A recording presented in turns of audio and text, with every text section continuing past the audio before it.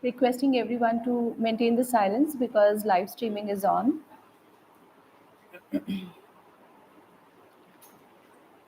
Welcome everybody to the second day of Gyan on education, concepts, pedagogy and innovative practices. The first session today, which will be having 3 sessions of 1 hour each, is conducted by me and it is on Tagore's educational philosophy, and we'll be relating it to the present context, specifically the National Education Policy 2020. That while going through the National Education Policy 2020, how I started to find out that it has major reflections of Tagore's educational philosophy.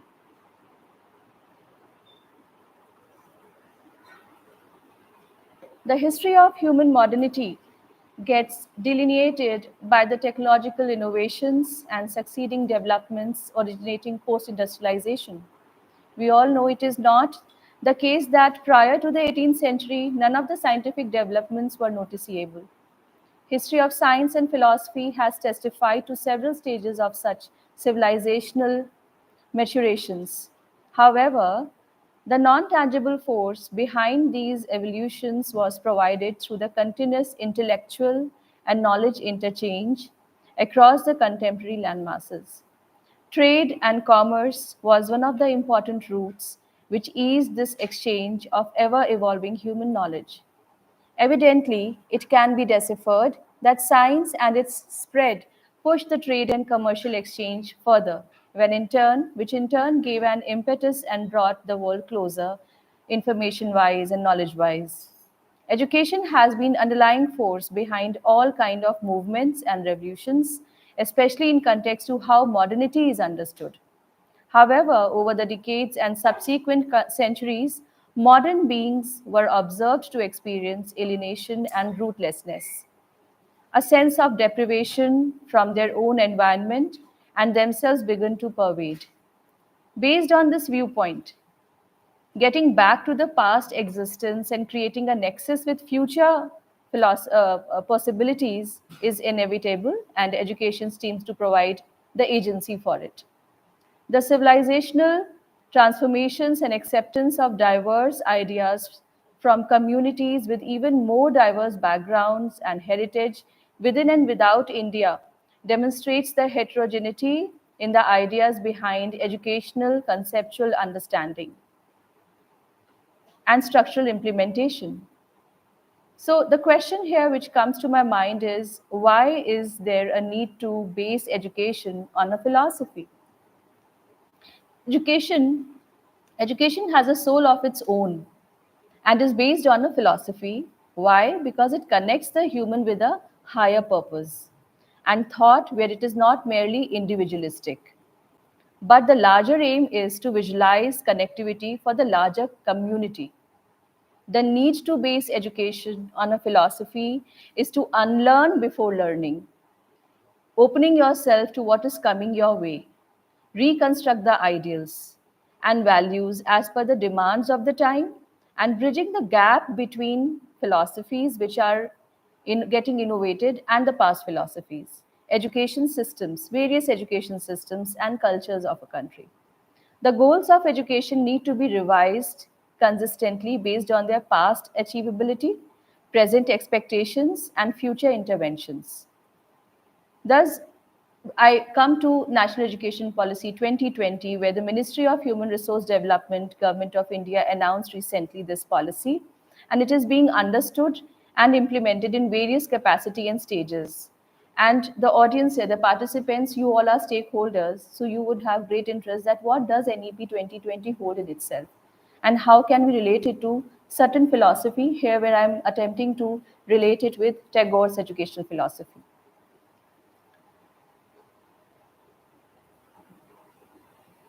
Gurudev Rabindranath Tagore, as titled by Mahatma Gandhi, is known all to as a universal philosopher, a theorist, and a practitioner, a thinker, and a visionary educationist. He was a social reformer and one among the greatest priests of Indian culture and tradition. A broad mention of Tagore's contribution to the modern world is of valued principles of integration of man and nature. He was a naturalist, humanism, and universalism. On these broad pillars stood the edifice of Tagore's educational philosophy, designed to guide child's early years through adolescence to his youth. Rabindranath Tagore was a stalwart thinker who showed the lamp to the youth of India while the nation was undergoing the turmoil of not only freedom struggle but also social and intellectual lethargy. The visible struggle was against the colonial dominance. Another inherent tussle was against poverty, social inequalities, and tortures, inhuman social customs, and intellectual subordination. Tagore's vision was that of integrating India with the world. He had a cordial view which was based upon mutual understanding and broad humanism. His ideal of mankind was deeply rooted in the idea of universalism. Now, this discussion around the educational philosophy of Sri Rabindranath Tagore is in view of the significance of its salient principles being reflected in the National Education Policy 2020. It has been developed as a review of many literature which I have gone through, and the objective is to critique Tagore's education policy and bring it to you scholars. So, an attempt has been made to rediscover, after a period of almost 100 years and more, the importance of those principles in theory and in application practice as proposed in the NEP 2020. Now, what is NEP 2020? What is it about? Let's talk about National Education Policy 2020 first. The NEP 2020 was launched on 29th July 2020 with a view to ascend India on the global stage in terms of its economic progress, equality, parameters of social justice, scientific advancement, national integration, and cultural perspective. Education has been clearly identified as a first step towards the aforesaid goals. These broad goals have been discussed in minute details under the subheads such as school education, which comprises early childhood care and education, and higher education, which I'll be emphasizing upon. Under the aim of foundation of learning, major focus seems to be on curtailing dropouts and ensuring universal access to education at all the levels. Pedagogy, curriculum development, equitable and inclusive education aims to provide an education which is learner centric and is holistic, integrated, enjoyable, and engaging.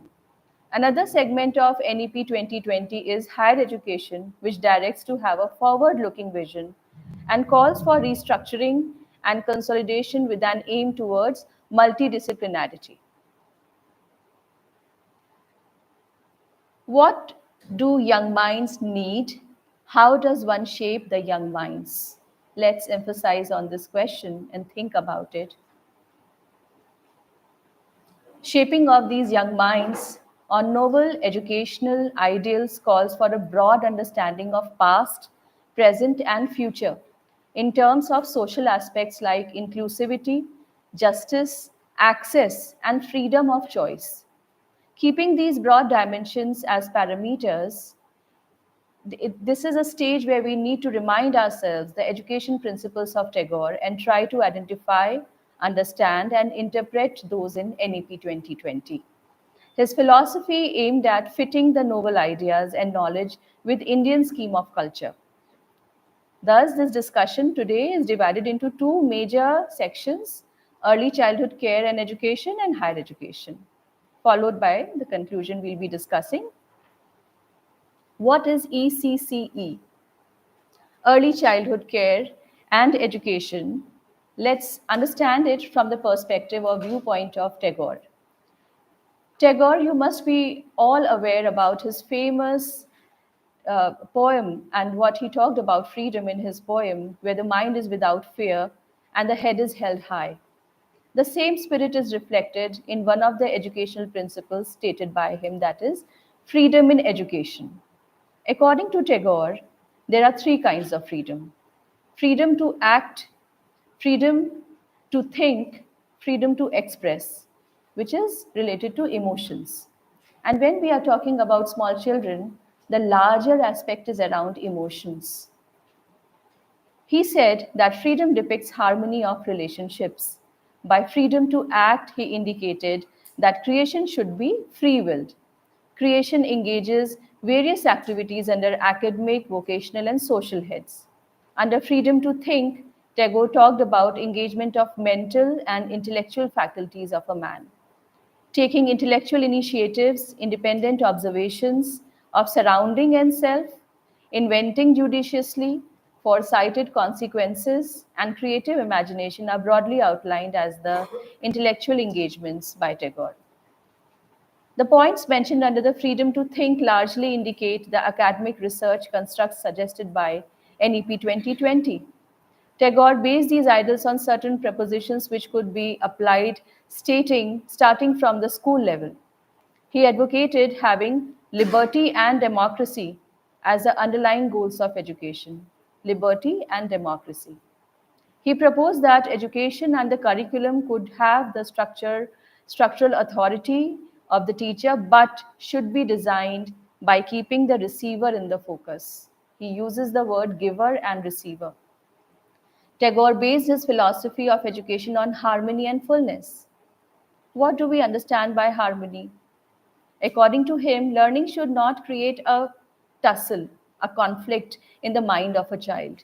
It should introduce the child to an environment of harmony and fullness. For an overall growth of a child, the element of discord should be reduced or be negligible.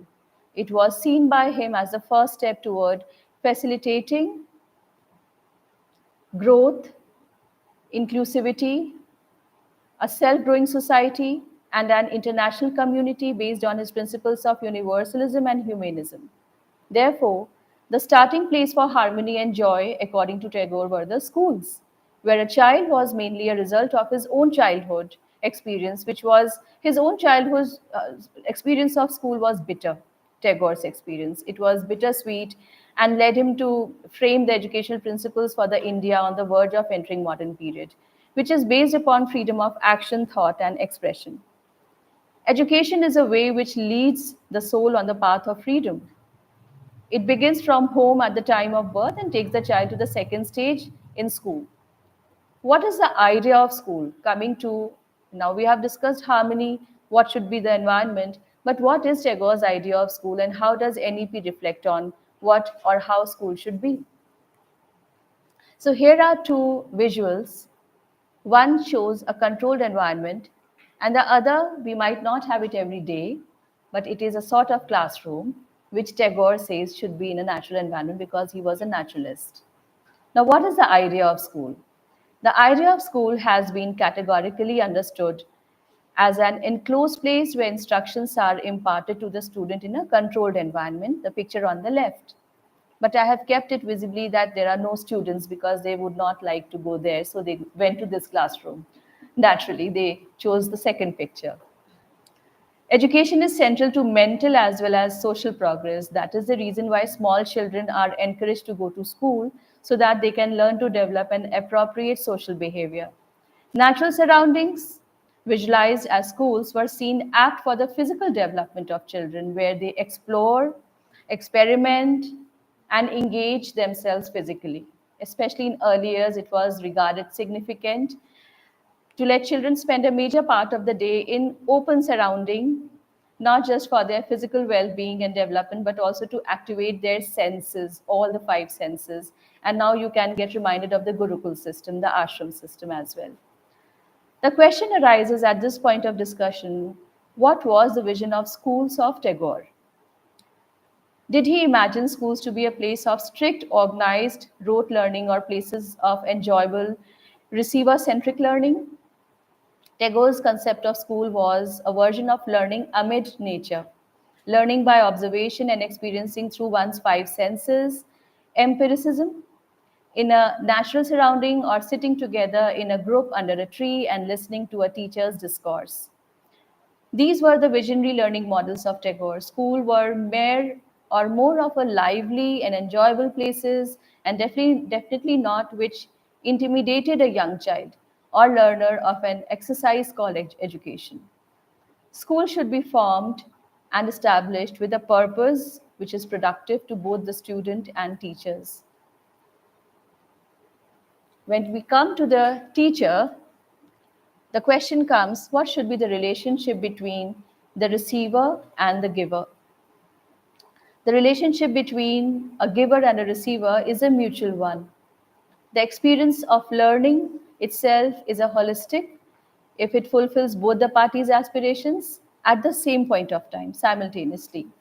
The purpose of education is to emphasize on self motivation rather than unwanted strict disciplining.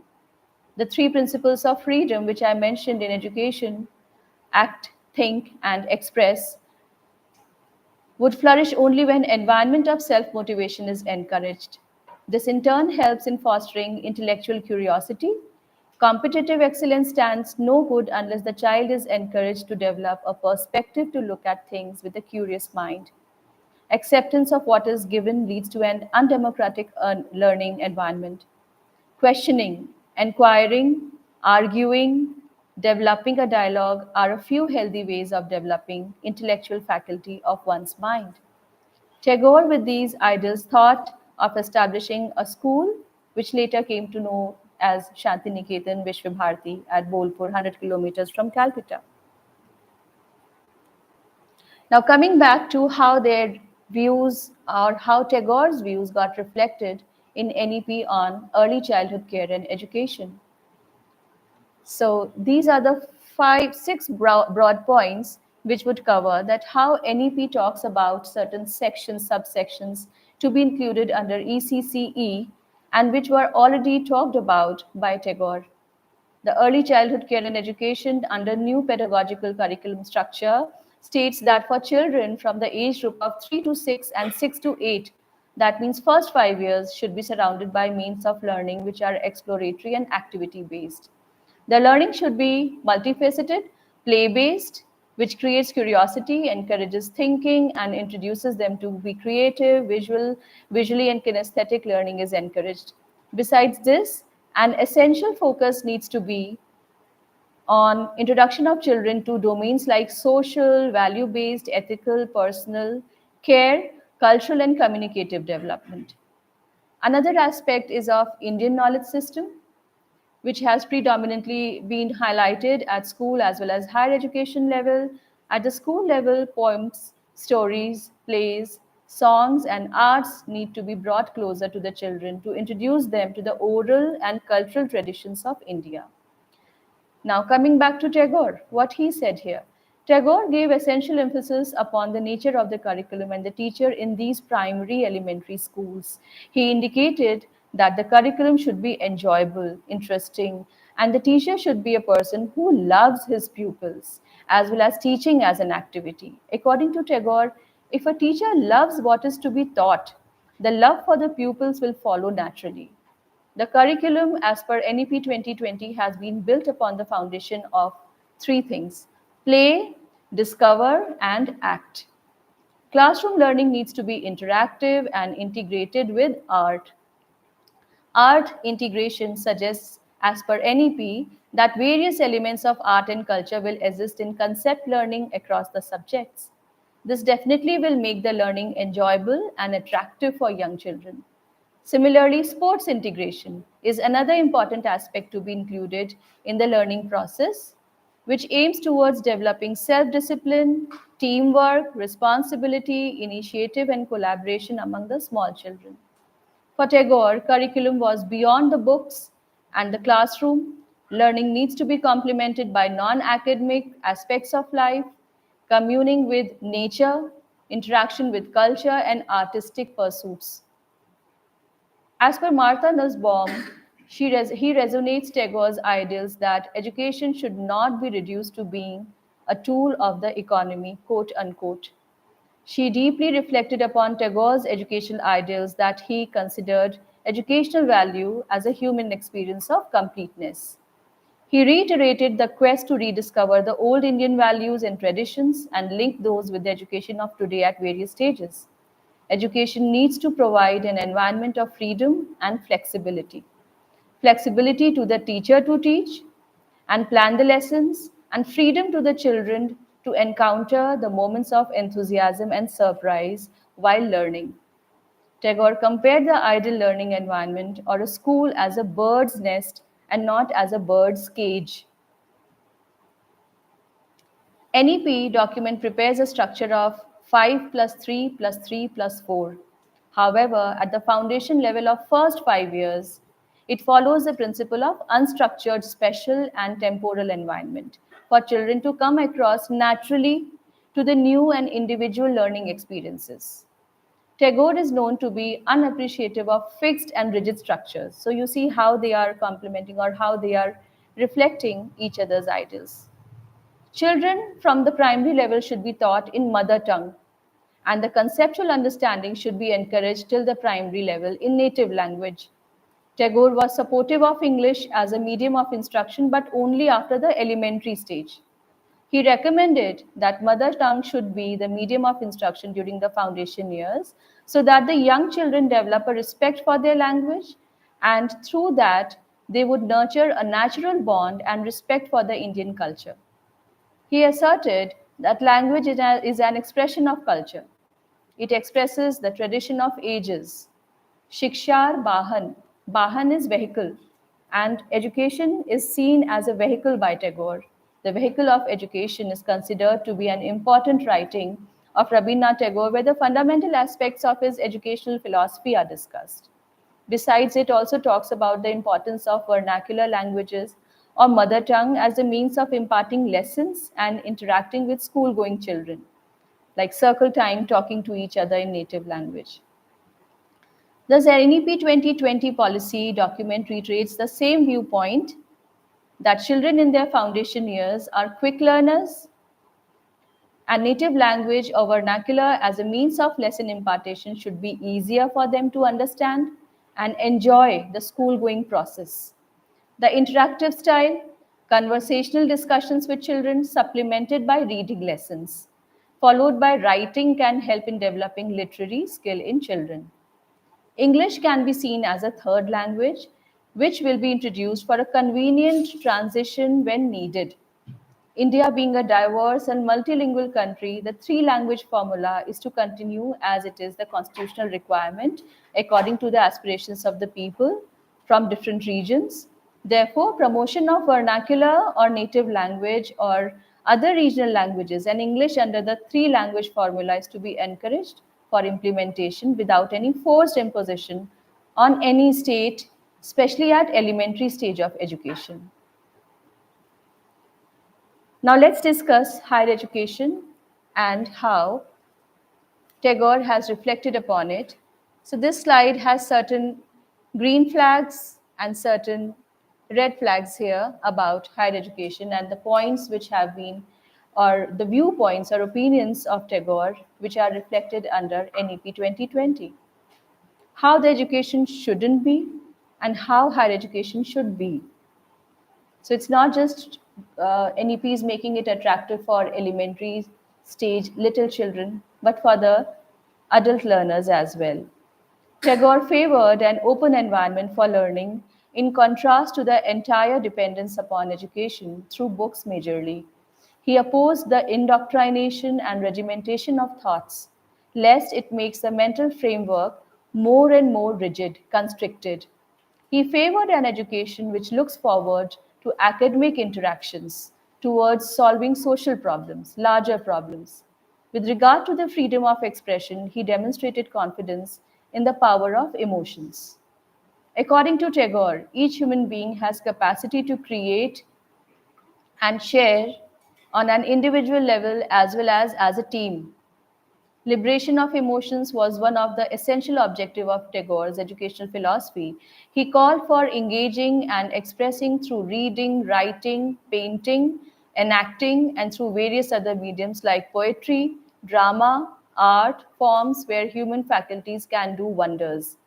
A child's holistic learning should be an all encompassing experience for him. This, according to him, was the liberation of emotions and freedom of expression that should be a major subsegment of educational framework. Institutes of higher education and universities are looked upon as temples where Gyan is in its purest form, is is a concept since ancient times through a relationship called Guru Shishya relationship with the feeling of surrendering self to the teacher. The individuals were developed into holistic persons who were identified carrying values, disciplines, rationality, objectivity, character, ethics, intellect, creativity, and spirit of service.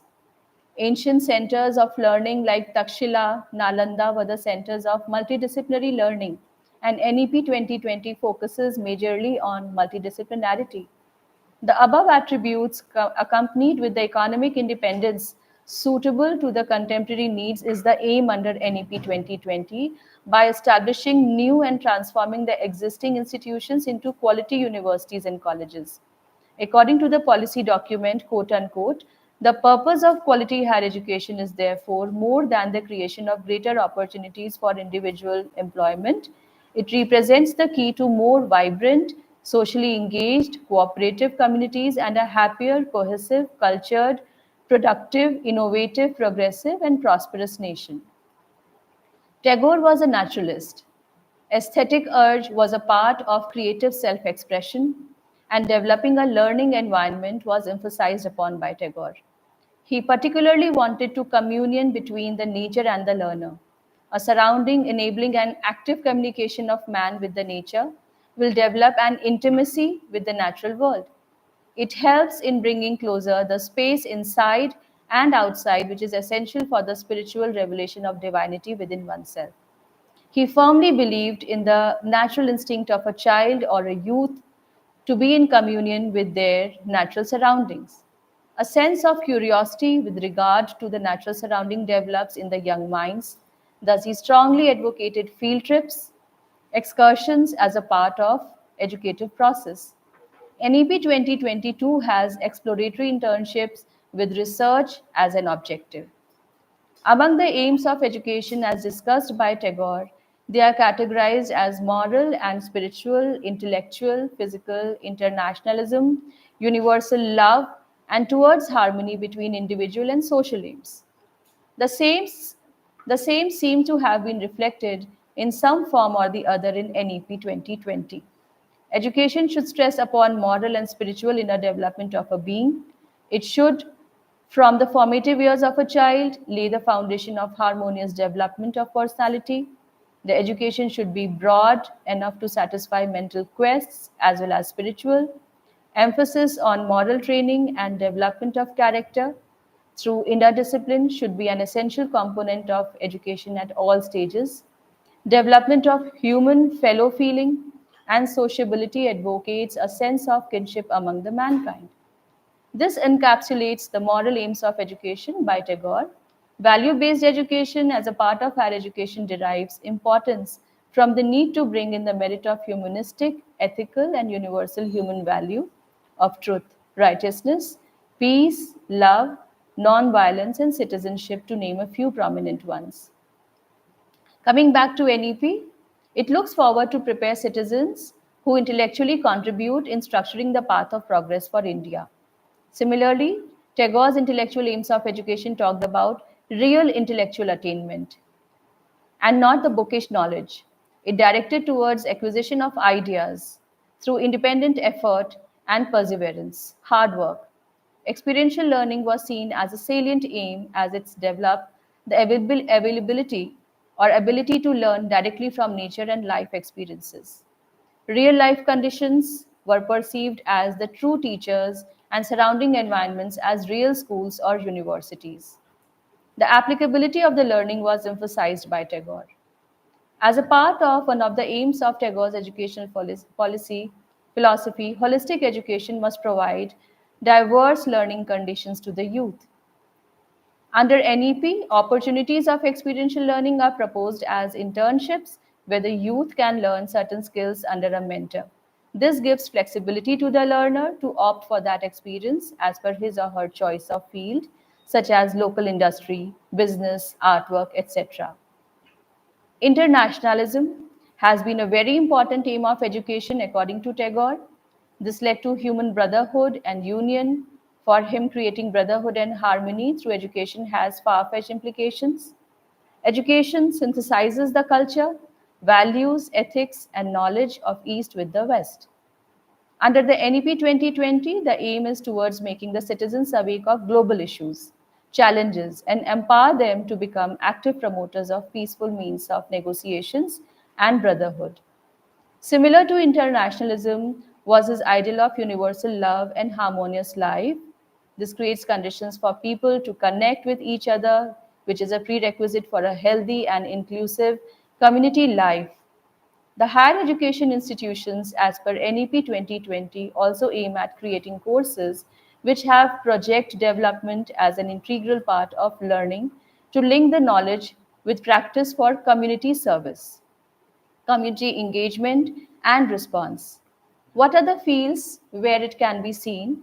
Climate, pollution, waste management, sanitation, management of natural resources with equitable access, conservation for sustainable development comes as an essential part of the curriculum common to all courses, students, as they are expected to return to their respective communities and contribute through their learning experiences. Thus, we see that establishing harmony between one's individual aims and social aims, which are larger aims, indicate towards annihilating the social anomalies through education, and what Tagore emphasized upon. NEP 2020 has introduced one unique segment of Indian knowledge system. It emphasizes upon reviving and learning the ancient Indian contributions made with regard to education, health, and environment. And the subjects which can be really discovered or explored here in this aspect are history, mathematics, literature, medicine, arts, health sciences, etc. NEP aims to promote India as a Vishwaguru, as it considers to be one of the ancient times along with Mesopotamian, Egyptian, Greek and Roman civilizations when the learning had started. NEP 2020 policy document states, quote unquote, India has a long historical tradition of research and knowledge creation in disciplines ranging from science and mathematics to art and literature to phonetics and language to medicine and agriculture. This needs to be further strengthened to make India lead research and innovation in the 21st century as a strong and enlightened knowledge society and of the three largest economies of the world. Thus, higher education needs reviving of a curriculum and pedagogical methods which have a connection with the past and are simultaneously forward looking.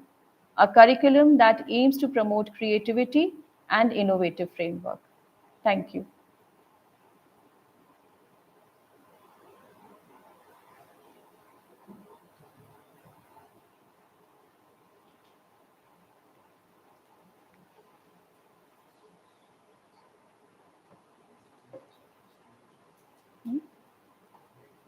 Hmm.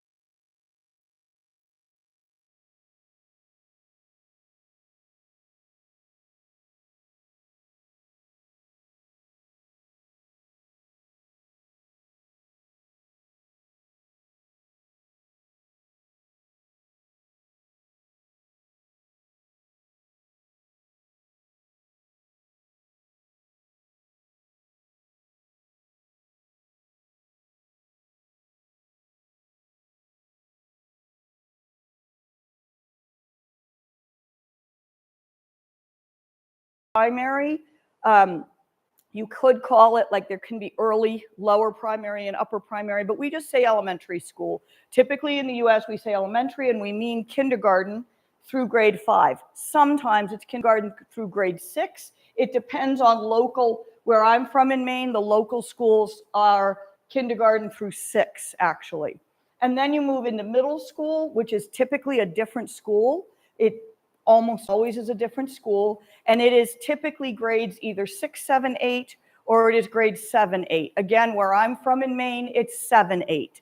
So there are 2 years of that middle school, and we call it middle school. It used to be called junior high school. It's now called middle school, because the word middle school implies a philosophy that's different from junior high school. Junior high school means you're just little high schoolers.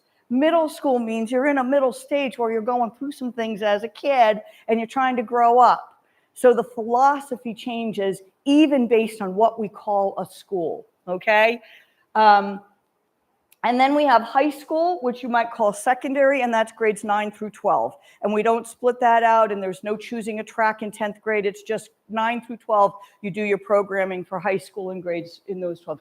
There is a vocational track sometimes that is not, it's not a unique track. It's just some courses that some kids take in high school. So you can take a couple of years of some kind of a vocational auto mechanics, or childcare is one, or plumbing, or a lot of them are hands-on trades, and they are for all genders and all people. There's just a variety. Cooking is one of them, and so on. But a lot of kids do that just sort of as an extra pickup kind of a thing. Sometimes there are also programs for things like healthcare and those kinds of things. And then if you choose to go on to college, you might choose a vocational school, which is typically 2 years, or a community college, which is 2 years, and you get what's called an associate's degree. Many people, when they choose colleges, or university, will choose a BA, a bachelor's degree, and that's 4 years. And then move on to a master's, which is anywhere from 1 to 3 years. Master's for teaching tends to be about a year, but there are programs that can be more. And a PhD is anywhere from 3 upward, depending on when people complete their dissertation work. So 3 to 7 is pretty typical. Mine was completed in about 4.5. It just depends on how long it takes you to get through that work. Okay, that gives you the basic structure, just so you all have some understanding. Let's see, how do I, okay, great. Do I point it here? Where do I? Okay, so let's get into some of the history of education. And again, remember that the mode of teaching that we're doing right now is kind of a lecture based, but I do want to make sure you all are engaged fully. I do have activities that will review this, and I will try to model for you some of what I do in my classrooms at my college, at Bates College, and what I've also done throughout my career with any group of students in front of me, including you. In fact, even saying students in front of me means something, doesn't it? Because I'm not sitting in that circle with you, and so you are now in front of me. Okay, so I'm just going to quickly start talking about some of the historical pieces. You don't need to memorize all of these dates and names. I don't really worry about that. What I worry about is just that you conceptually have some understanding. The United States is a new country, relatively speaking, and in some ways it was a chance to start fresh with how we set up education systems. And so there were some famous educationists, philosophers, and theorists who, but again, we don't start from scratch. So there were models around the world that were already in existence for education that could be borrowed from. In the 1600s, which was before, it was while we were still colonies, and we were just beginning to be a small, we weren't a country yet. We were under British colonial rule, was that we had some schools that were established, but they were highly religious in nature. It was really to educate you to be religious, to learn some Bible verses, to learn some morals. So anything that was school related wasn't really about a school system like we know it today. But then in 1776 was the American Revolution, and in some ways it was the chance to kind of redefine what do we think about education. And education started to move to the forefront as basically as necessary for democracy. And so by the 1800s, we had people saying, you cannot establish and sustain a democracy without education. Again, think philosophically of what that means, that to be part of a democracy, to be part of a voting populace, to have civic understandings, you must have an education. You need to know what it is that you are embedded in and how to maintain that. So because of that, then obviously there was a push towards really creating school systems. Now, during the 1800s and well into the 1900s, the schools that were established were segregated, and they were segregated by race. Now, I don't have time today to build an entire course for you about the history of race in America, but it is fraught. It is fraught with challenge. It is fraught with discrimination. It is fraught with bias. The United States as a whole was built on the backs of slaves. Tobacco, cotton, there were industries that were enormous plantations. But what ended up happening was that there was a lack of education provided for those children. And so there were separate schools that were sometimes set up that, as you can well imagine, had very different kinds of resources. Very different kinds of resources. Different teachers who may or may not have had the education that other schools had, in particular white schools, okay? So highly segregated systems, which led to vast systems of inequality. All right, so then in the 1920s to 30s was a very well-known person, Horace Mann. And Horace Mann, here's a picture of the stately man named Mann. And he was sort of one of the fathers of American education who said, everybody needs an education. You simply cannot have a country that believes in freedom, that believes in democracy, if you don't have education for all. So he advocated for public school reforms, and what he said was that it needs to be free for everyone. And so he was really a forefront runner on that. And then the public school system, the free public school systems began to expand a little bit. And we really had a pretty strong set of systems. However, still segregated schools. So you still had segregated systems for Black children and white children. And of course, there's more than just black and white. And so then there's the question of, you know, where do other kids fit into this scheme? You've heard of John Dewey already. John Dewey was a proponent of progressive education. And again, if you pick up on Shivani ma'am's kind of information that she's provided over the last couple of days, you'll see connections, very strong connections, because progressive education is really about being, John Dewey believed that we were members of a society and also growing ourselves. And progressive education was really about learner-centered, student-centered work. It was really about saying, who are the people in front of us? So if you compare somebody like Tagore or somebody who's believing, you know, John Dewey, they were very much of a like mind. And so that's kind of some of the beginnings. And here we have a picture of a child in a segregated school, probably from the late 1800s to early 1900s. I'm not sure of the date on that one. So we're going to keep going with some historical facts, and I'm not trying to load you in. I am not a historian, but again, we have to know where we came from, don't we? So when we think about where do we go next? So we have a civil war in the mid-1800s. That says 1865 to 1865. Oh, okay, well, it was longer than that. But anyway, the Civil War was the time when, as it implies, there was war within the United States, largely a North and South issue. Again, I don't have time to get into all of that. But at the core of the Civil War was the issue of slavery, because the South had built large plantations with the use of slaves. And that history is you really need to take a class someday if you want to know more about that. It's very poignant and it's very hard history. But in the North, people were saying, and especially in the North, you had more cities, you had more urban areas, you had more factories, you had opportunities for work. And so a lot of people were coming from the South to the North, and slaves had freedom. in the North. So they were freed. And so we had a civil war, which really divided out the country. The North won. But winning a war does not necessarily mean that all of a sudden everybody's holding on to your philosophy, right? And so you don't just suddenly lose a war and go, I agree with you. I think you were right, right? If you lose a game, you don't go, yeah, you guys are right. I guess I did lose, right? So there were continuing challenges that were severe because it wasn't quite so easy to just say, well, we lost, let's just go ahead and do what the North tells us to do. So we ended up continuing to think about education, and the curriculum starts to shift a little bit around, again, the late 1800s to early 1900s to be more practical. Like initially it was things like Greek and Latin. It's like, that's not going to help me find a job. You know, when you all have probably asked, any of us in this room have probably asked, why do I need this? Right? What is this for? So there was a movement to say, well, we do actually need some practical education. We need to survive in a literate world. And not just survive, but thrive in a literate world.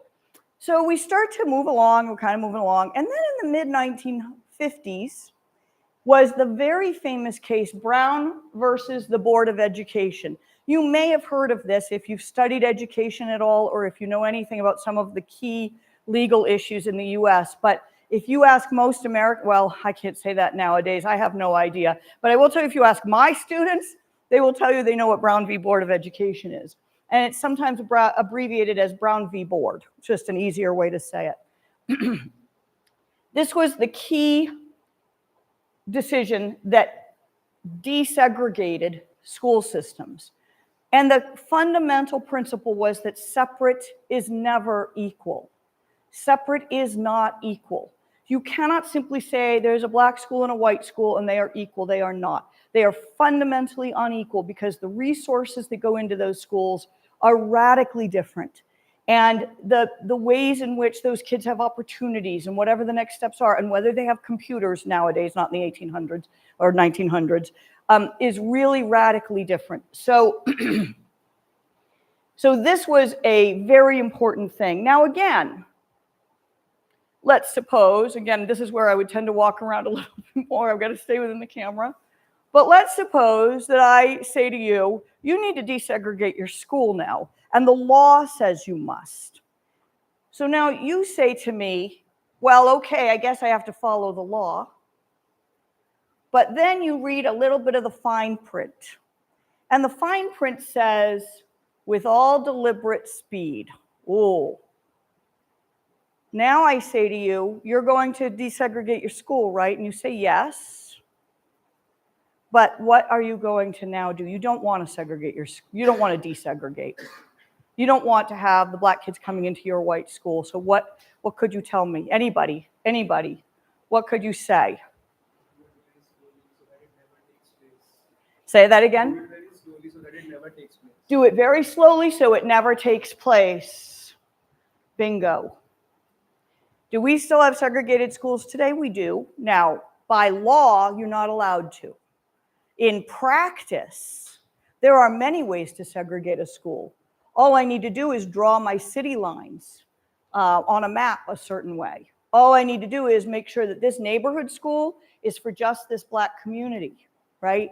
There are many ways that I can keep it going. So when I say with all deliberate speed, you can simply say back to me, okay, I'll get to it. I'll get to it. Maybe tomorrow. Maybe I'll get to it the next day. Maybe I never get to it. So there was a very slow and there was a lot of resistance. Again, when you lose, you don't just go, okay, I suddenly see it your way. Changing minds is a lot harder than changing a law, right? We changed the law, but we didn't change minds. So this was a slow, hard process that continues to be alive and well even today, okay? Now we know that segregation is illegal. And we know that separate is not equal. But we also can create, like I said, those district lines. We can also say, well, we don't have a choice. We can also say, well, there was never a date on this.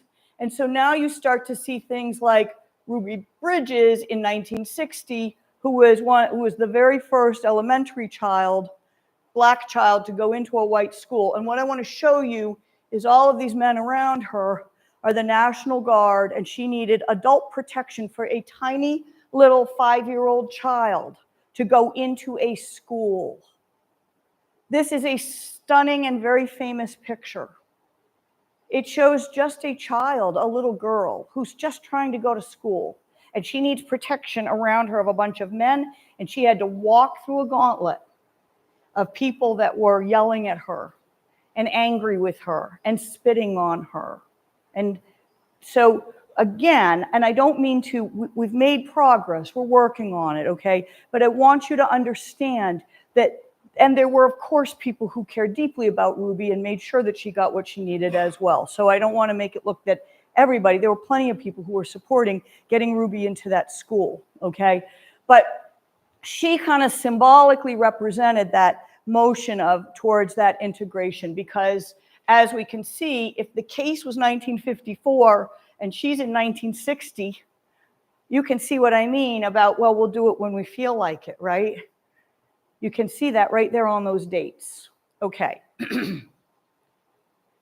All right, now, the next important thing was really this. In 1965, we had ESEA, which is the Elementary and Secondary Education Act. That was really the federal government now saying, we have got to have a free education for all officially, and we're going to provide federal funds for it, and we're going to make sure that kids get educated in the way they need to get educated. So that was great, and it was actually providing federal money, in particular for low-income schools, and it was part of the war on poverty. So the government was saying, we have a lot of poor kids, they sometimes don't have the funding they need to get to school, start to do that.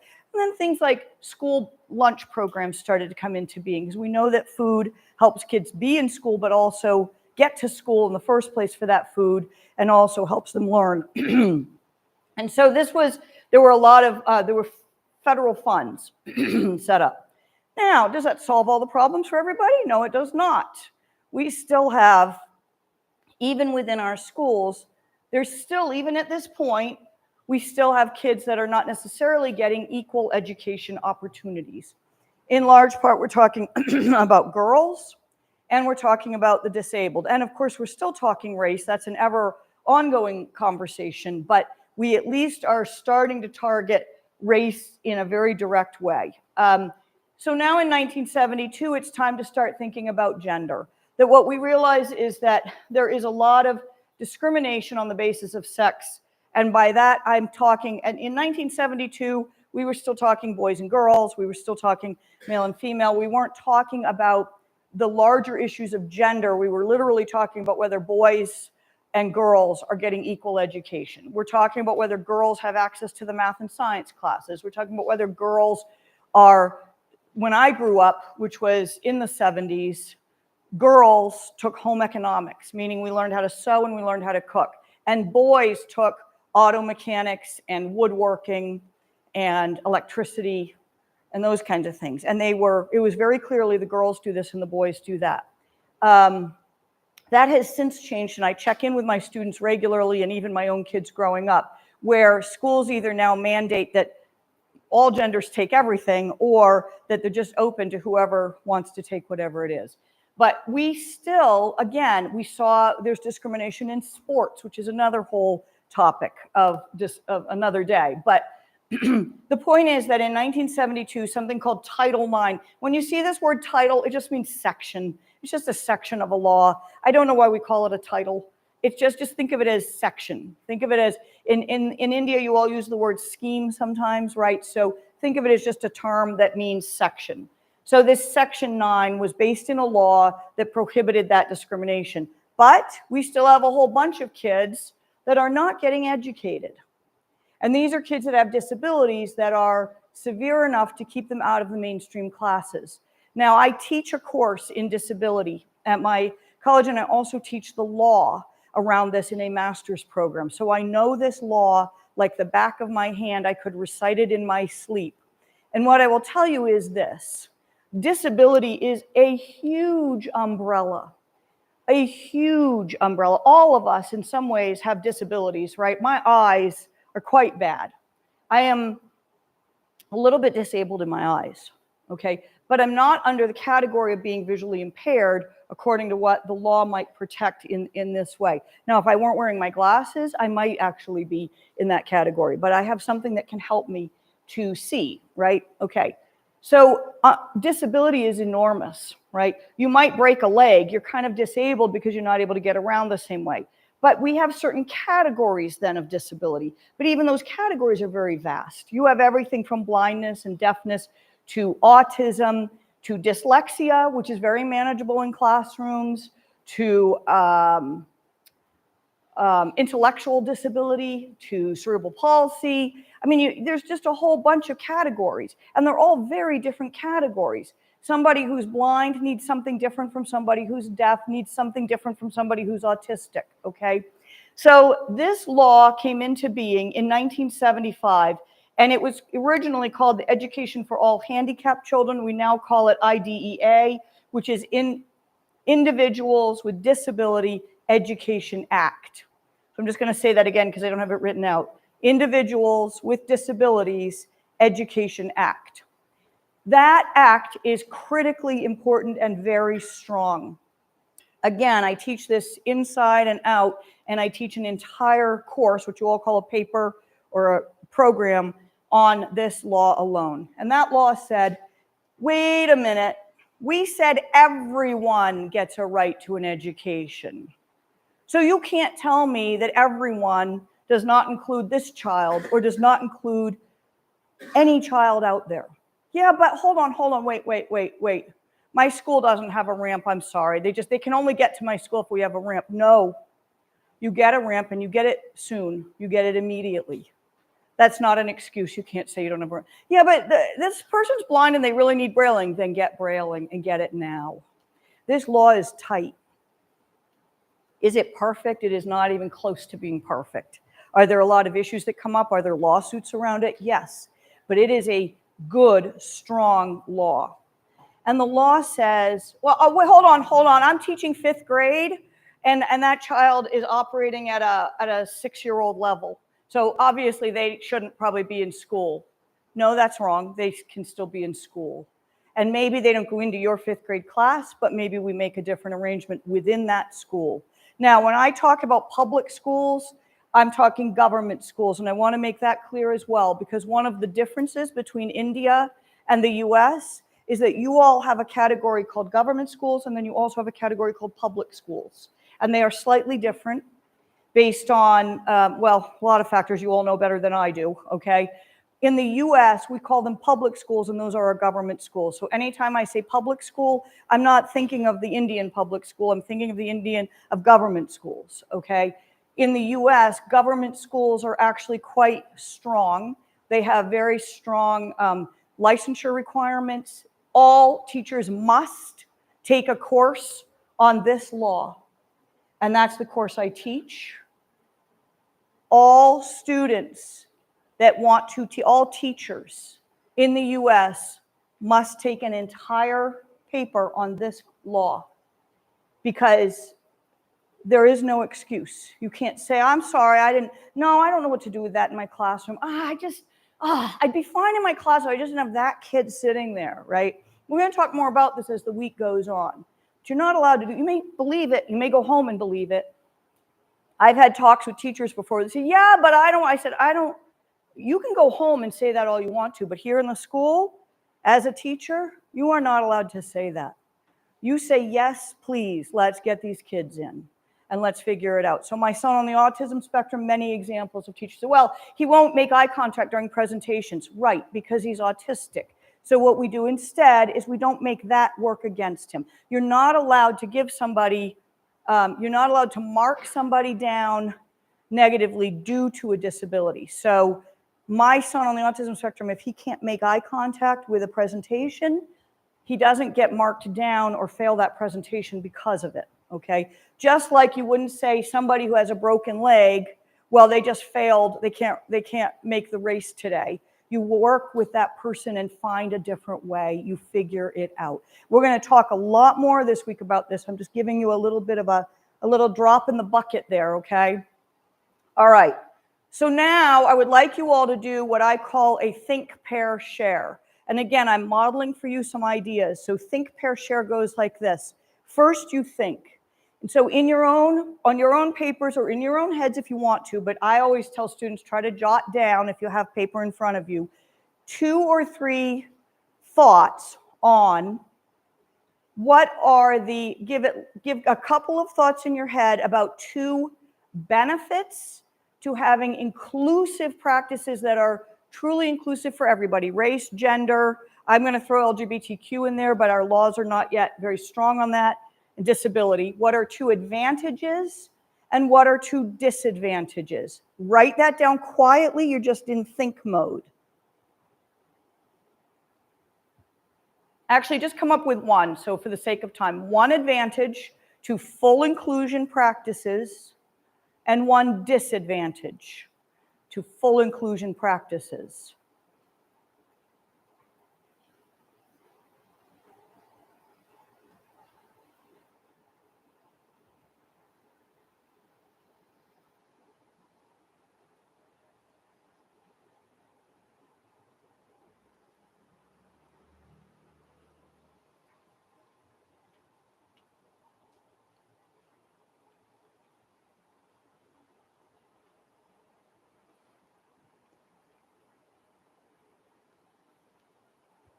Okay, that's the think part, and if you didn't finish, it's okay. If you did not finish, it's okay. That's the think part. I'm not collecting these, it's just think.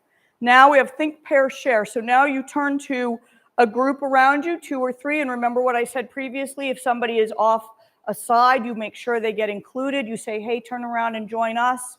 Okay, so you make sure that everybody's always included, and as a teacher, if I need to help with that, that's something a teacher can do. And share with each other.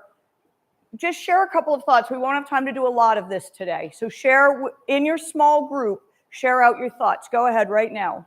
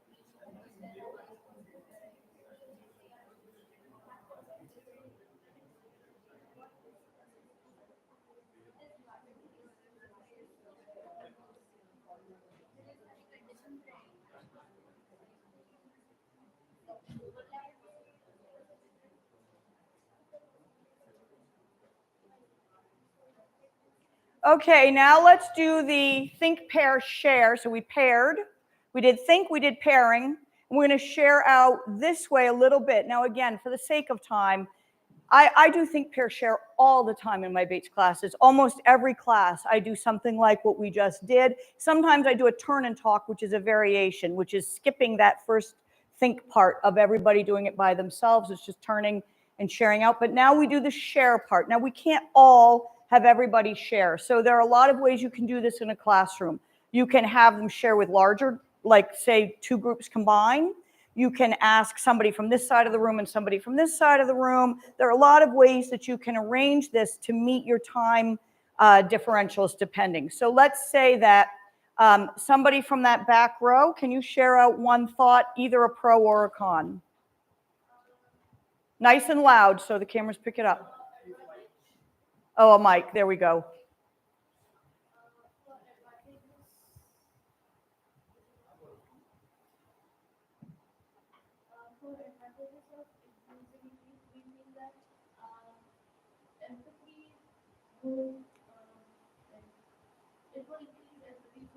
Yes.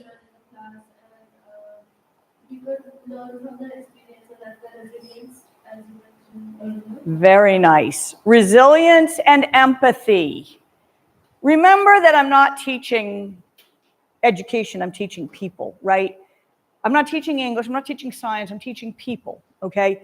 This is true, and it's borne out by research, that what we know with inclusive classrooms is it does, in fact, and research bears, this isn't just Anita talking, empathy increases and resilience increases, and it benefits everyone. And studies bear that out time and time again.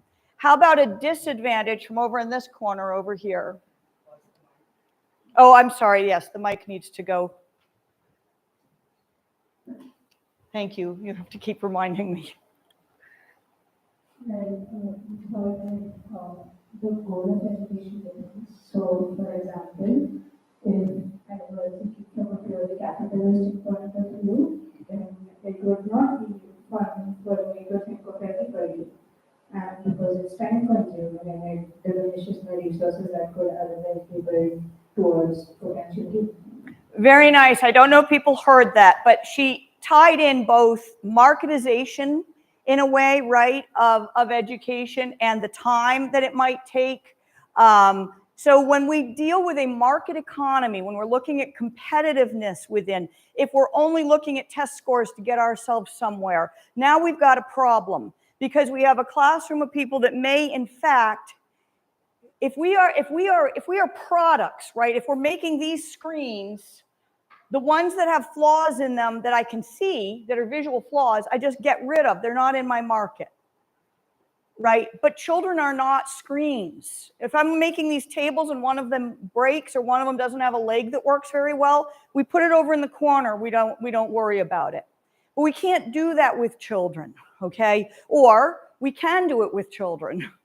But should we? And that has everything to do with our philosophy. Thank you. That was very well said. So we can keep going. I'm going to keep moving us forward. If we have time later today, we'll do a little bit more exploration.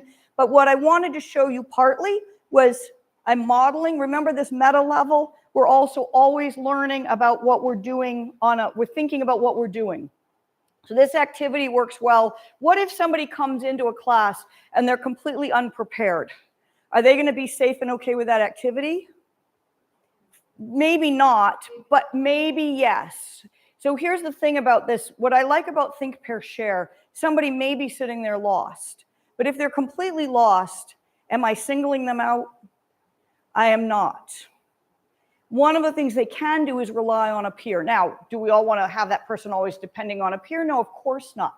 But the more we do these activities, the more students come in going, oh, we might be doing this, or oh, I guess, well, maybe I do have something to share. And eventually, over time, students who may be more disengaged become engaged. What if you were kind of zoning off and sleeping in the background? Can you kind of get away with doing that for very long with Think, Pair, Share? You can't. Because now what about the teacher? I would typically come around, I'd check in, I'd make sure people are talking to each other, right? Okay, what I'm trying to say is that educationally, that kind of the more we engage, the more we do, the more we're going to connect the learning, okay? So we can do that in classrooms pretty easily. That didn't take any extra effort to set. That took time, but it didn't take a lot of effort. Okay, I have a video that I think I'm going to come back to because I want to keep going with this. We'll see if we have time, and if not, we have some play time in our later session. Okay.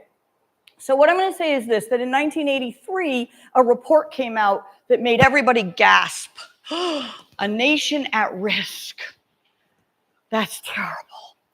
And it really said American education is oh, I'm touching my mic. Did I mess it up? Okay. All right, sorry about that. Don't clutch the pearls. Okay. Which, you know that expression, clutch your pearls. Like, oh no. Okay, a nation at risk told us that America was in big trouble and the American education system was doomsday. Okay, the report came out in 1983. I remember very clearly. I was in college as an undergraduate. And I remember this report coming out and we all studied it and we read it cover to cover. It's a short report. It's not very long. It's a very easy read. And it said that our expectations have gone to heck. We're not getting our students competitively They're not comparative internationally. Now, I am not, again, let's hold it up with an open hand. When we hold something with an open hand, we're not throwing it out the window and we're not squeezing it too tightly. We, with every one of our beliefs and values and thoughts and our philosophies, we hold it with an open hand. That does not mean we're getting rid of it. And it doesn't mean we're holding on so tightly we can't look at it. So we had to hold up education in our hands and look at it. What is going right and what is going wrong? Where are we at risk and where are we not at risk? And it changed the way people started to think about American education and schooling. So that by 2001, and I've skipped a little bit of the decades here just for the sake of getting ourselves moving along, but in 2001, we had the No Child Left Behind Act. This was the act that said, we want American students to do better in terms of their academic scoring, and so we're going to increase standardized testing, and we're going to increase accountability measures. There had been very little of that prior to No Child Left Behind, which means that if you were in a well-to-do district in, let's say, Connecticut, and you were in a rural district in Maine, you might have very, very different expectations set for you. You might have very different curricular expectations. You might have very different standards. And so you might actually find very different things being taught and so on. So No Child Left Behind said, you now need to get yourselves in gear and you need to do better. Now that's fine to say that, and we need to do better on standardized tests. But there are a few things to remember. Number one, standardized testing is only one data point. And by the way, I'm not anti-standardized testing. I only say hold it up. Standardized testing is one data point in an entire existence of humanity, right? So a higher test score is all well and good, but if it creates in you a feeling that that's your worth, then it may have some issues with it, right? And so on. So as a data point, it can be useful. So that's number one to think about, is it's only one data point. The second thing to think about is that if I'm now telling, let's say that you're a school and you are a school and you are a school and you are a school. I have 4 schools. I make you all do a certain level. You have to pass to a certain level as a school, as an average within your schools.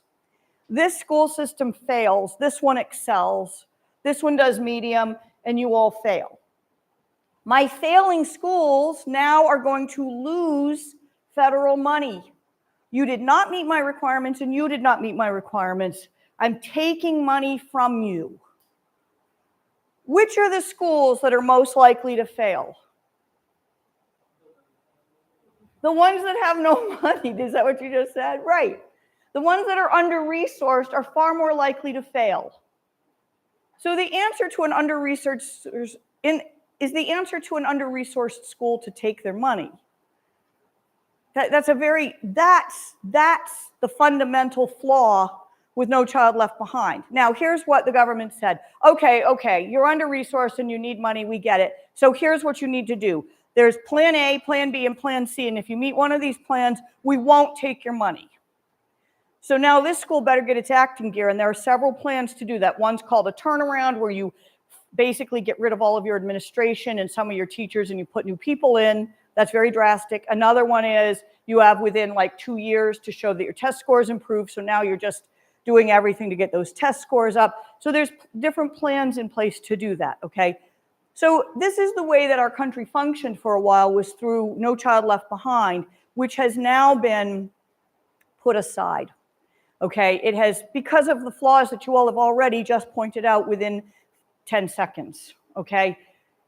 It punished schools based on scores without recognizing the other factors that create poor scores. Are these students less capable than these students? Probably not. Probably not. They're all people. They're all doing their thing, okay? Are these students, there are 110 factors that can happen depending on your resources, okay? So when we look at standardized testing, saying, well, it's all equal, we all have the same test to take, what we know fundamentally is that one factor is mixed in with 1,000 other factors, okay? So we will see a change. That one will eventually go away. In 2015, we replace it with the Every Student Succeeds Act, which takes away that burden of losing financial support for poorer schools and so on.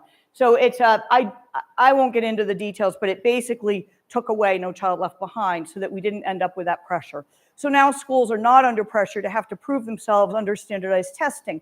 But one of the good things that came out of No Child Left Behind was that people did begin to realize that we need some uniform standards. Now, standards is not the same as curriculum. Standards means they're guideposts that we need to reach. So that was a very good thing that came out of it. Another good thing that came out of it was looking at data a little bit more carefully. Look at our data points, find out what they're saying. So if this school is still a failing school, okay, you're not going to be punished for that, but maybe you can sit down and analyze your data, and maybe you can figure out what might be happening, right? So there were a lot of good things to come out of a movement that moved the pendulum one way, and now we kind of got it back. But now we bring to the present time. Okay. Trump has decided to eliminate the Department of Education, okay? Basically, single-handedly, to abolish the education department federally. So all these federal laws that I've told you about that protect some subgroups, that provide funding, that provide food for children in schools, are at danger. I'm not saying they're gone right now. They are at danger of being gone. Now, what the federal government says is we're putting it back to the states. So the state of Maine can take care of itself. The state of Connecticut can take care of itself. The state of Hawaii can take care of itself. The state of California can take care of itself. How is that any different? Let's just change what we just did. You're now Maine, and you're now California, and you're now Hawaii, and you're now rural Arkansas. Do you see? Maine schools are fundamentally poor schools. They are under-resourced. They have kids that are hungry, okay? Connecticut schools are very highly rated. Hawaii, top of the country. So when we throw it back to the states and say, states, you take care of it, we're right back to saying this school and this school and this school and this school, okay? We will see where this goes. I do not know yet. I have a lot of worry on my mind about it, but I will also say in political fairness that we don't really know, that sometimes these things are meant to wake people up. Sometimes they're meant to say, what do we need and what don't we need? Sometimes it's meant to say, are there things we can cut that are not necessarily going to starve our children, right? Are there things we could do that would cut out some of the excess that we don't need? So what ends up happening is that when you have departments like an education department, it can sometimes be seen as top heavy, right? There's all these demands that come down. But it is a very direct swing from No Child Left Behind to let's get, this was full government involvement. This is no government involvement. So we've moved the pendulum from all the way over here to all the way over here, and maybe there's something in between that we might want to try to work for, okay? So just a thought. Just a thought. You know, I know you all aren't keeping your eyes on that news as much as I am. I keep my eyes on it every single day. I have my own students that are in education that say to me, what does this mean for me? And I say, I don't know, but let's just keep an eye on it. I don't know, okay? I also know that we have kids in our schools that are undocumented, meaning they don't have paperwork. Some of them are here as under asylum laws, not here, in my own building, in the local system that I work in, where my kids went to school. We don't know what's going to happen with some of those kids. We don't know what's going to happen to food programs and so on. Now, the state of Maine is not going to let kids starve in schools. That I'm pretty sure about, okay? So there is something to say, okay, well, now the state may have to rearrange its own resources, but they're not going to let kids starve in schools. They simply are not, okay? I know this for sure.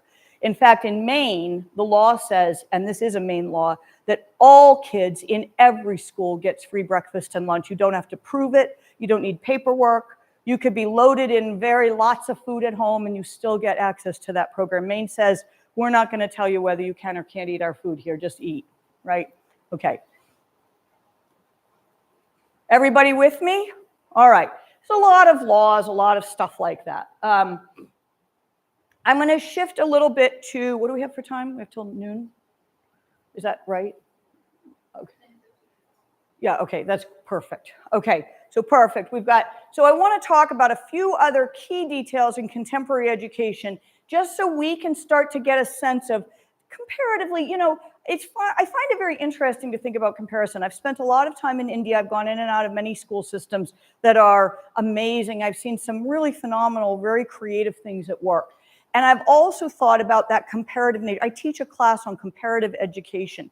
Now, it's an odd thing to compare, let's say, just the US with just India. So I like to look at, and I have not listed it here, but there are United Nations kind of global goals, right? So when we talk about things like education for all, or we talk about the rights of the child, that's not a US or an Indian policy. Those are global policies that countries can sign on to. There's something called the rights for the child, right? Or rights of the children. And there are only 2 countries that didn't sign on to the rights of the children. This was back, I think, in the 1990s. One of those countries was like, don't misquote me on this, and I know I'm being taped, so I don't want to say this wrong, but one of them was like Ethiopia or something, and the other was the United States. Now, why would we not sign on? The argument was made that we're already doing all these things for the rights of the child, and to sign on to an international policy commits us to an international policy that we're not bound to. That was the way the argument goes as to why somebody might not sign on to a global policy. But the bigger point that I'm trying to make here is not about whether a country signs on or not. It's saying that when we talk comparatively, we're looking at a whole world, okay? We're not just looking at whether India believes this or the US believes this. So when I talk about comparison points, also remember that I'm talking very generally in our public, or what you all call, again, government schools. So everything I've talked about has been government schools, or US, what we would call public education. Our class sizes are either, from K through 12, it runs, the lower grades tend to be very, very small, like you might have 10 or 15 in a class. This is for our government schools, all the way up through, even in the most poor areas, you'll never see a class size in elementary school that's going to go much beyond 20. Again, I am talking generally, all right? Please note, you could go to the US tomorrow, walk into a school system and say, oh, this is 22 kids. I think she told me something else. I'm telling you, generally speaking, okay? By the time you get to high school, it would be it's unusual to have a class size that's more than 30, okay?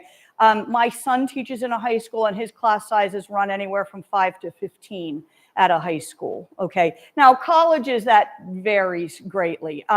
Colleges, depending on if you have a big lecture hall, my class sizes that I teach in my education classes, sorry, I'm touching the mic again, tend to run about, I don't have any classes that are bigger than 28. That's the largest I will ever have.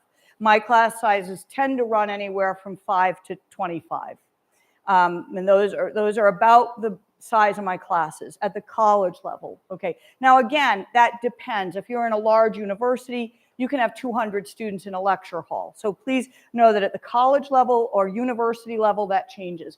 Teacher preparation, I've already mentioned, briefly mentioned, you must have either a BA, a bachelor's degree, which is 4 years, and many teachers get a master's degree, which, as I said, is typically 1 to 3 years. You can get a master's in education in a year's time, which is actually what I did. You must have licensure to teach in a public school. You must. You're not allowed to teach in a public school without that licensure.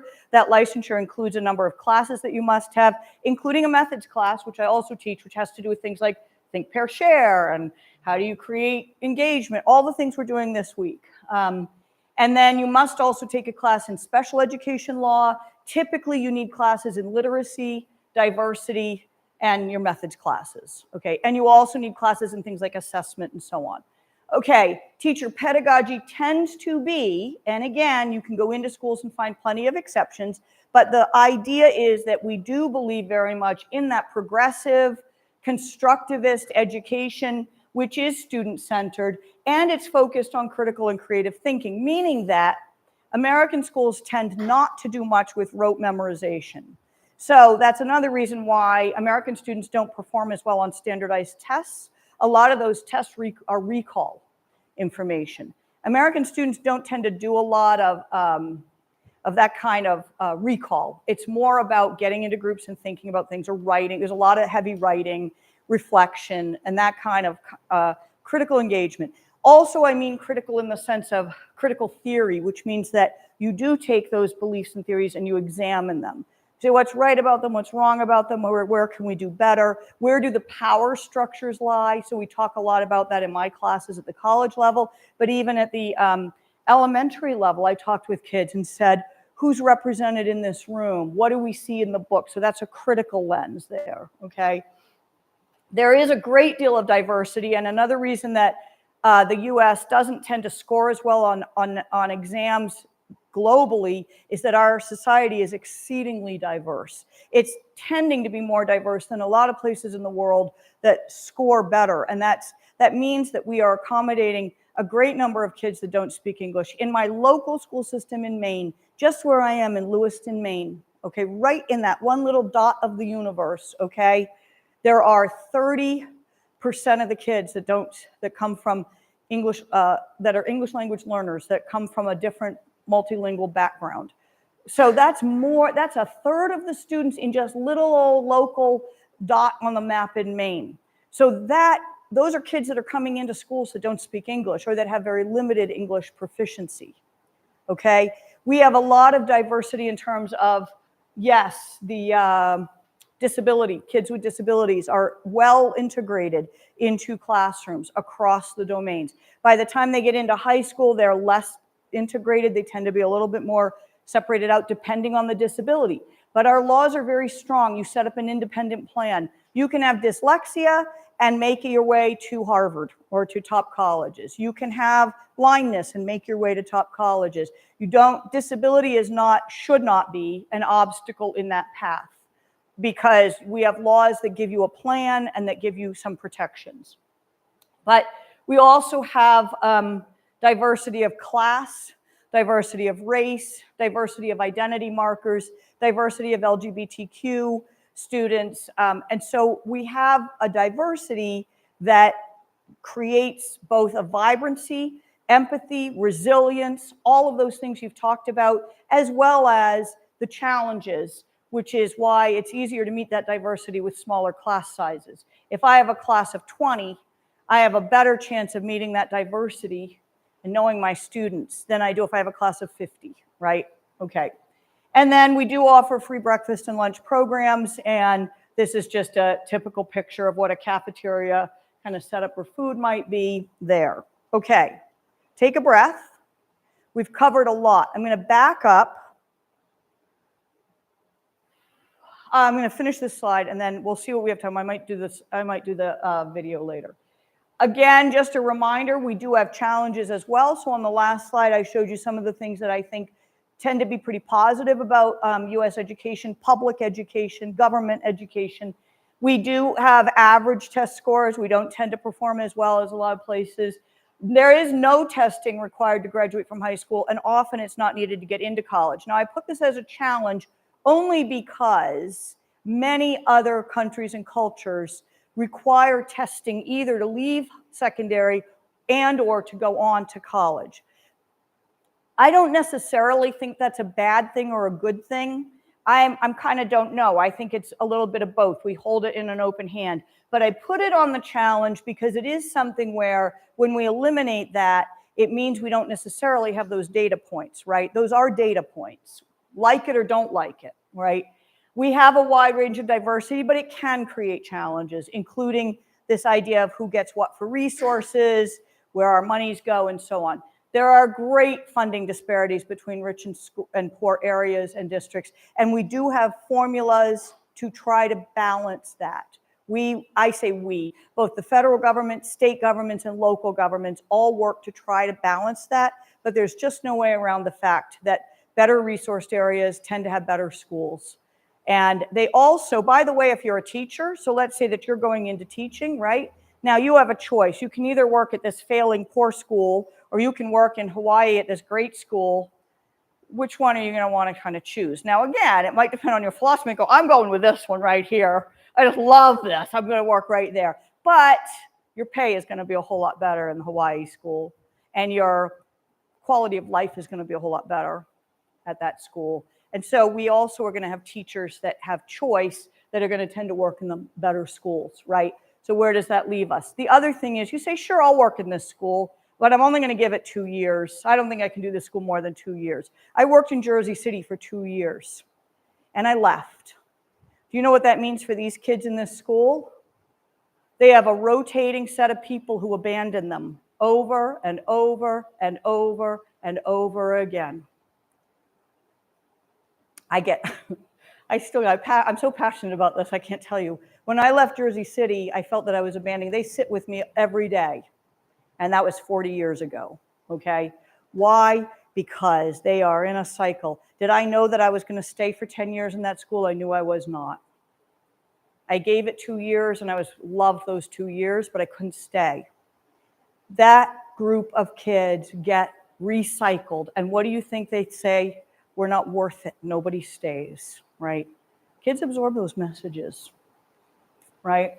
So it's something to think about. We have a lot of teacher shortages around the country now, and we don't pay our teachers well at all. It is not a high pay field. You go into it because you love it, not because you're going to get rich on it, I'll tell you that. And then student mental health, we've seen a big increase. School violence, and I don't just mean, and you all, there's a stereotype that everybody in America is walking around with guns in their pockets and shooting everybody, and we're not, and it's not, we're not, don't worry, that's not happening, okay? However, it does sometimes happen. But the other thing that happens is that we have more violence just even in terms of kids, gangs, fighting, threats, bullying, cyberbullying, okay? So by violence, I don't necessarily mean everybody's walking around ready to kill you. It just means that we have a situation where we are seeing a great escalation in school violence and in school and in mental health issues. I suspect that some of that is around the world. There's some post-COVID realities. We all were traumatized by that, okay? It's collective trauma.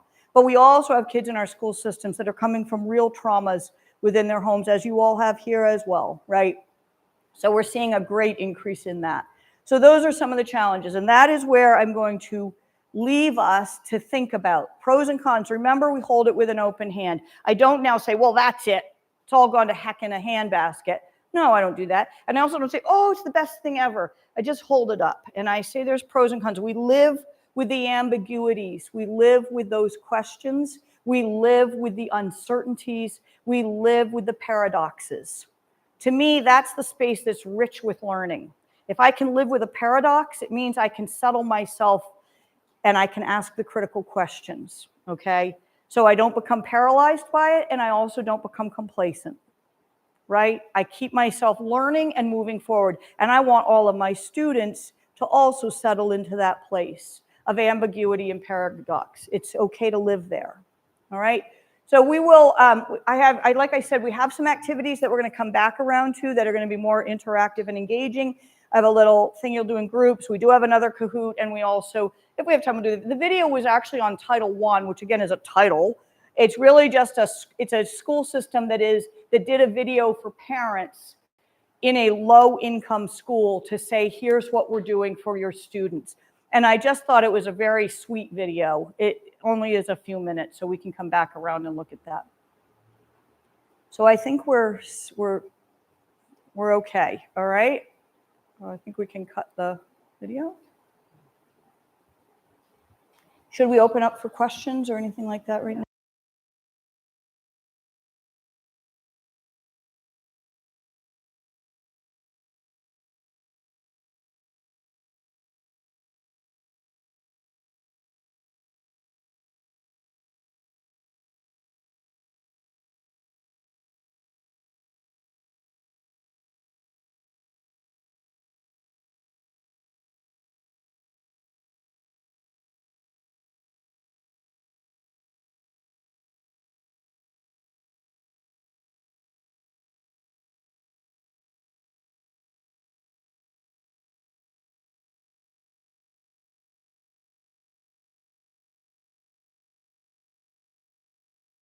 How many of you speak 2 languages, only 2 languages?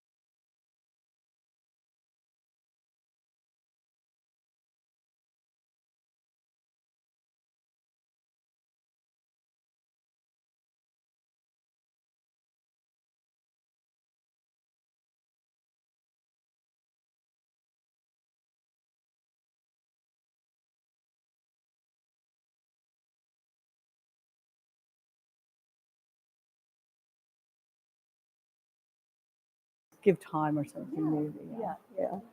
Yeah, we can't have you.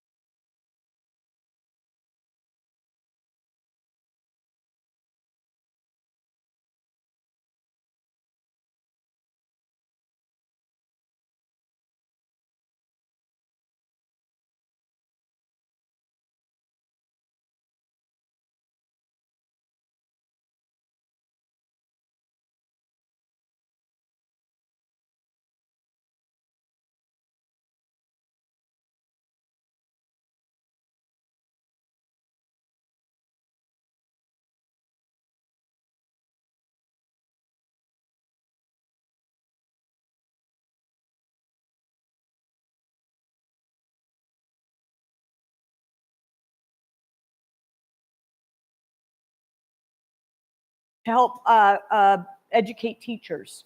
So that was also part of it, but that was Title II. So we're doing Title I. Also, the reason I like this is it shows an inner city school, meaning an urban, low funded urban school. It is two leaders of the school who are presenting the video, which I really like, and they are Black women who are talking about their program. So they have full ownership and belonging and identity within that school system. So I really liked that. I also really like that they show video clips from around their school. And so they are proud of their school. They are really happy to reach out to others about their school. So that's why I really thought this clip spoke to me. It's speaking to me on not just the information that's in it. Information that's in it, I could just put on a bullet point, but I like the visual of the kids. And the other thing is they did this for the parents. So they're reaching out to the parents to say, do you know what we offer in this school? So I want you to see that. And you will see, to get to the question of the creative and the interactive and some of the pedagogies. So I also want you to note that. When we see this video, I want you to look at where are the kids engaged? How are they engaged? Who do you see engaged? And so on. And some of this was obviously filmed during COVID because a lot of the kids are wearing masks for some of it. So we're all used to that.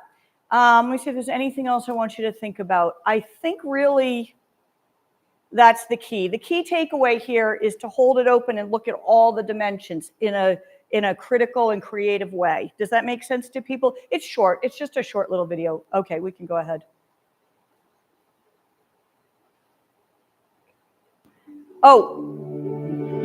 Yeah, it's fine. Hello, my name is Leslie Russell, and I am the Title I Program Administrator for Federal Programs with Chesapeake Public Schools. And I am Sheree Brown, Title I Program Administrator for Instructional Programs with Chesapeake Public Schools. We would like to first welcome back our returning Title I families and officially welcome our new Title I families to what's sure to be an amazing school year. We are here to share a few facts about how Title I funding supports our Title I schools and families. Title I is a federal program funded under the Elementary and Secondary Act of 1965 that supplements funding for local school districts to provide all children with a significant opportunity to receive a fair, equitable, and high-quality education and close the achievement gaps. Title I funding is allocated based on schools with high numbers of percentages of children from economically disadvantaged families. These funds directly impact student achievement by providing additional services that increase the amount and quality of instructional time, providing students with an enriched and accelerated academic program, significantly elevating the quality of instruction by offering professional development opportunities and training for administrators and teachers, and affording parents substantial and meaningful opportunities to participate in the education of their child. The goals of Title I are to increase academic achievement, provide direct instructional support to students, provide professional development for teachers, and to promote parent education and involvement. All Title I schools in Chesapeake follow the school-wide instructional delivery model, meaning the instructional services provided are used to enhance the entire academic program. Schools adjust their instructional practices based on their assessment data. As a Title I parent, you have the right to be involved in your child's education. All Title I schools in Chesapeake must develop a written parent and family engagement policy that includes school stakeholder input and provide a copy of their school's quality profile issued by the Virginia Department of Education. These documents can be accessed on your school's website for your convenience. Here are a few additional ways you can partner with your school and remain engaged in your child's education. Attend Title I annual meetings and family engagement programs to learn more about how Title I funds support the instructional programs at your child's school and ways to extend your child's learning at home. Participate and advocate for your child during parent conferences, and let your voice be heard by completing the Title I surveys. Your child's principal will share important information about their school quality report card. Please contact us at the Office of Federal Programs to learn more about Chesapeake Public Schools Title I program at 757-547-1183. We look forward to working with you this school year and hope to see you at one of the family engagement events hosted by our Title I schools. All families can get involved regardless of your age or educational background. There is something for you. Okay. So what did you see in that video? What are some things that occur to you? Anything. There's no wrong answer, by the way. When we do this, there's no wrong answer. What do you see in that video? Anything. Parents involvement. Yes, parent involvement is very, very clear there. In low-funded schools and sometimes even in high-funded schools, some parents do not participate. It's not that they are bad parents, right? It's that they don't always know how to participate. And for some parents, school was a terrible experience for them. So it's really hard for them to walk into a school. And when you're talking about low income, you're talking about parents that may have had bad school experiences, and they may not have transportation, and they may have other kids at home. Notice how parent-friendly that was. That was specifically geared to engage and help parents feel accepted. In fact, they even said, all of you are welcome here, no matter what, right? So that was really a nice point. Yep. Yes. Yes. So what you saw in those video clips were a lot of the student-centered learnings happening. I mean, I just picked this because it was talking about Title I, and then it dawned on me how wonderful those examples were. Those kids were fully engaged in their learning, and the teacher was the facilitator. You saw teachers interacting. You saw them with the kids at all times, okay? And this is in a poor, probably crowded, probably challenging district. So when people say, well, I don't know if I can do that, yes, you can. If this school system can do that, you can do it. Notice all the ways those kids were engaged. Okay, what else did you notice? Any other things? Yeah. Happy kids, thank you. When I look at videos of kids, the number one thing I look for is, are these kids experiencing joy? I am a big believer in joy these days, okay? It's been my mantra is, where do we find our joy? And if our kids' faces, if your faces are not reflecting joy, if you are not happy people, it's a lot harder to learn. So yes, thank you, exactly right. Those kids were happy kids, right? Are they happy all the time, every day? No, they had a video camera on them, whatever, that's fine. But we saw joy. They weren't just sitting there taking information in. They were feeling happy. They were patting dogs. They were going to a construction site. Those are happy children. Now, they were young children, but actually there were a couple of clips of older kids.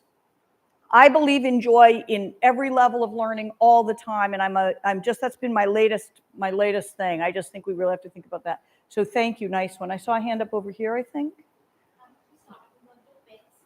The pets. They did look like they were close to nature compared to Yes, I thought so too, yeah. And I really don't know the context, so we don't know if they had a special day for that. We don't know if there was maybe a therapy animal there that day. We don't know whether somebody has a disability support animal. But I did also notice that there was a real connection. They also had those kids outside. Now, granted, we don't know. They may have just been filming special days. But the fact that they have those days, and those kids seemed very naturally involved in those days. So yeah, even in the middle of what's probably more of a city environment, they still were able to find ways to get those kids out. Even the construction one, right? Like I was really struck by that. We're in the city, where are we going to take our kids? What kid doesn't love a construction site, right? So, I mean, even that, and you can do math, and you can do writing, and you can do reading. You can do all sorts of things around construction. You can find children's books about construction. And if you can't find one, you can write one these days with AI, right? So you have no excuse, right, to not be engaging in these ways. Yeah, very nice examples. Anything else, anybody? Yeah. They were in clothes that were comfortable to them. Right. So one thing about American public education, the government schools, is we do not require uniforms. Now, there are pros and cons. Remember holding it up?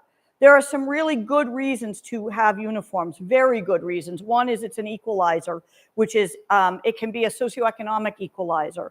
Another good reason is that you can mark who's a student and where your students are. But the other side of it is that kids are in comfortable clothing and they can wear what they want to wear, and there's a lot of freedom in that. And so there's a double side to those, but you are 100% right. So in public schools in the United States, we do not have any kind of uniform. There are sometimes dress codes. You're not allowed to wear clothing that promotes something dangerous. You're not allowed to wear clothing that reveals too much of, body parts, things like that. But for the most part, they're pretty liberal, and they usually are just, you can wear what you want to wear and feel comfortable with. Yeah.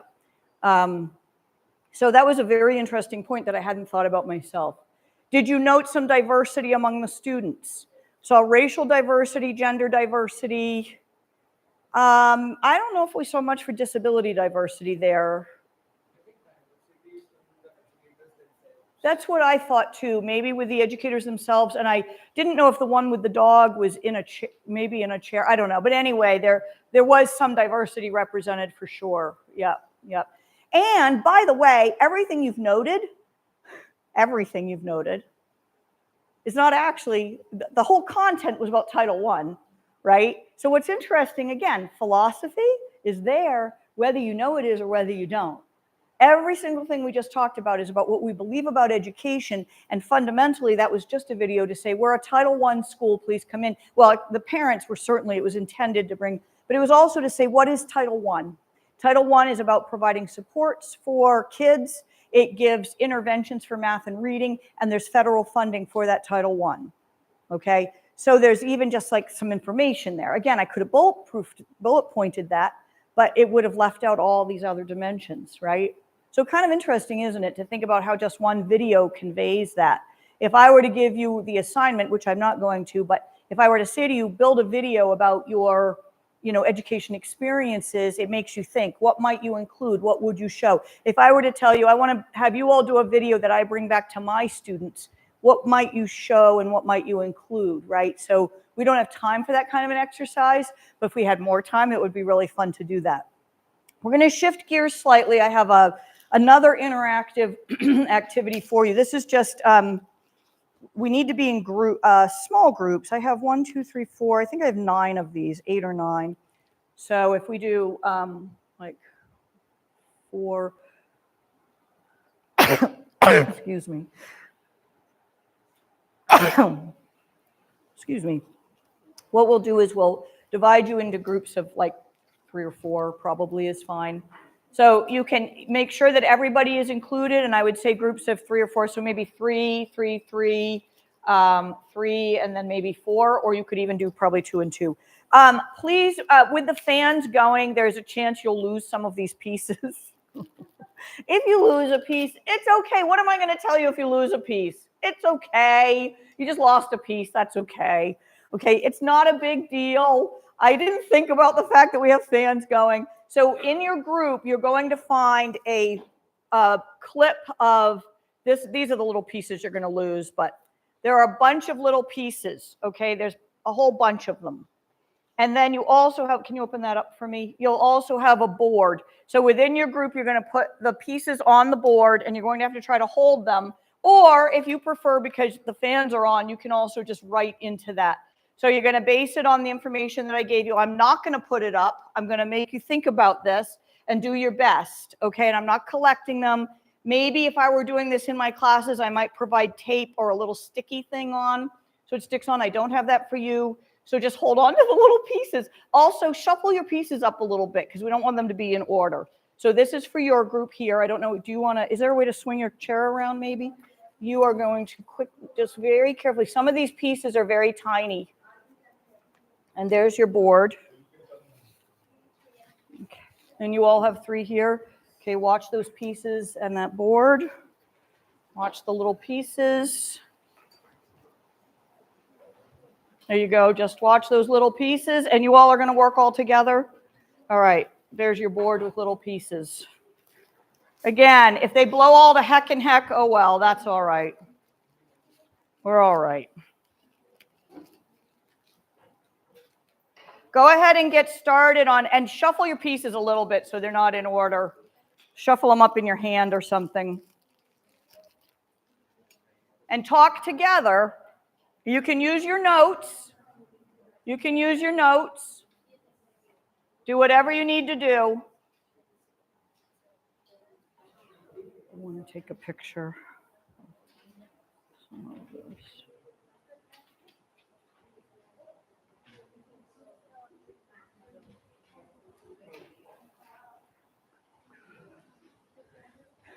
I know, I didn't think about the pieces blowing everywhere. That's all right.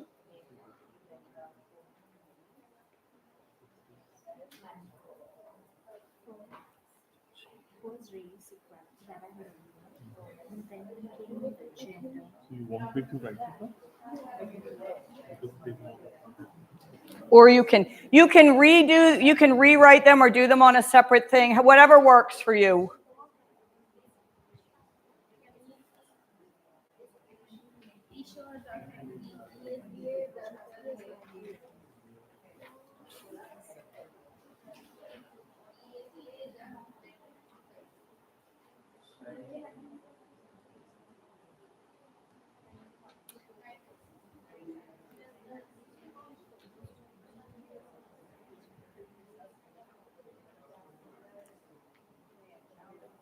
I'll get it. Can you reach it? Yep. Sorry. I didn't think it all the way through.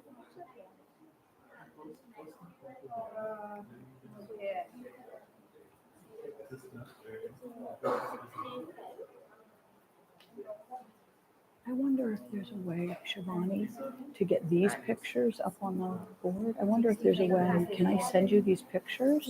And can we pop them up just for fun? Yeah, today. Yeah. If I send you some pictures.